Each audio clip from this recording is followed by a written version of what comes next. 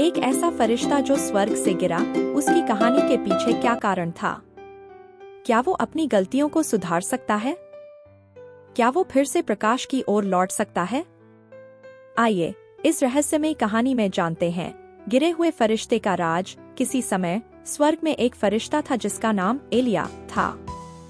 वह सबसे शक्तिशाली और बुद्धिमान फरिश्तों में से एक था, परंतु उसके दिल में एक इच्छा उत्पन्न हो गई, स्वतंत्रता की। उसे अपनी शक्ति का अभिमान होने लगा और उसने स्वर्ग के नियमों को चुनौती देने की ठानी। स्वर्ग के नियमों के खिलाफ जाने का निर्णय लेते ही उसने अपनी खुद की दुनिया बनाने का सोचा, जहां वह अपने अनुसार सब कुछ कर सके। लेकिन स्वर्ग के शासक ने उसे चेतावनी दी, जो स्वर्ग के नियमों का उल्लंघन करेगा उसे उसका भारी परिणाम भुगतना पड़ेगा। अपनी जिद में अंधा होकर एलिया ने चेतावनी को नजरअंदाज कर दिया। उसने विद्रोह किया और परिणामस्वरूप उसे स्वर्ग से गिरा दिया गया। अब वह एक गिरे हुए फरिश्ते के रूप में धरती पर आ गया, शक्तिहीन और अकेला। धरती पर गिरने के बाद एलिया को अपनी शक्तियों की कमी का एहसास हुआ। उसे समझ में आने लगा कि स्वर्ग से अलग होने का दर्द क्या होता है।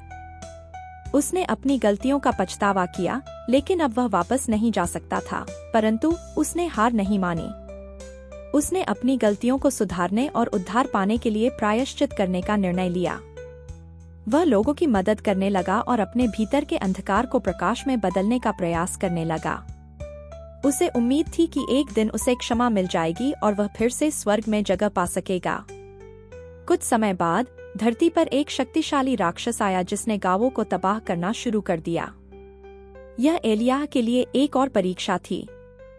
उसने अपनी जान की परवाह किए बिना राक्षस का सामना किया, लोगों को बचाया और एक असली नायक बन गया।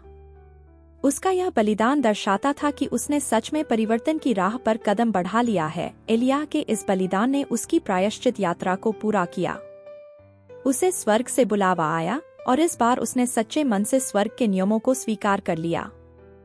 वह एक नया जीवन जीने के लिए वापस स्वर्ग लौट गया।